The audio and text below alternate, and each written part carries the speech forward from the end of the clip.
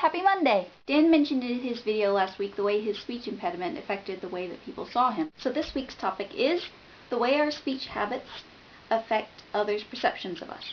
My mother had a degree in speech pathology. So when I was young, she taught me how to speak correctly, and she didn't let me get away with having a really thick accent.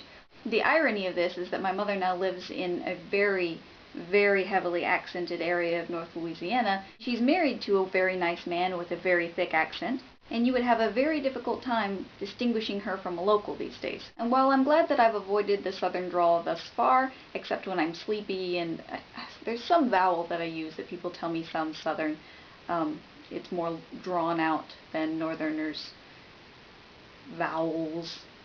Maybe you can tell me in the comments which one that is.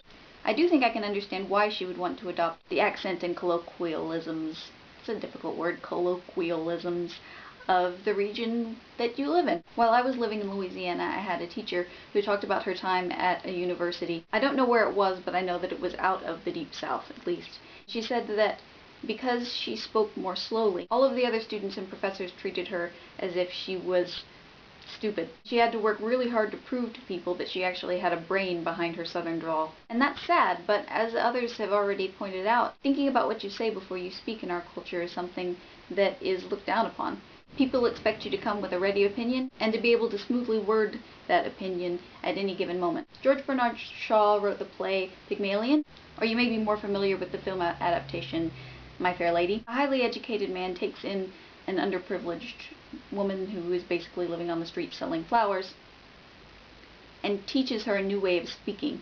He overhauls her accent, completely eradicating any accent, making it as universal as possible, and he also teaches her what to speak about and what phrases to use and what phrases not to use in order to be accepted. She'd been taught the skill of camouflaging herself so that nobody would be able to draw conclusions about her because of her vocabulary or accent.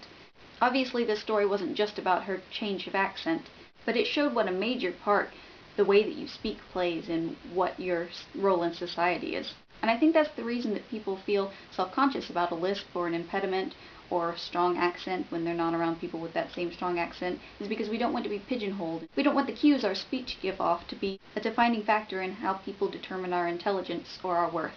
Ideally, we'd be judged by our hearts and our minds. Our hearts and minds have to communicate through the senses, and I don't see there ever being any easy way to eradicate these snap judgments. Practice tolerance, teach your children tolerance. And remember that there's more to communication than the way that words are presented. Alright, Beth, I'll see you tomorrow.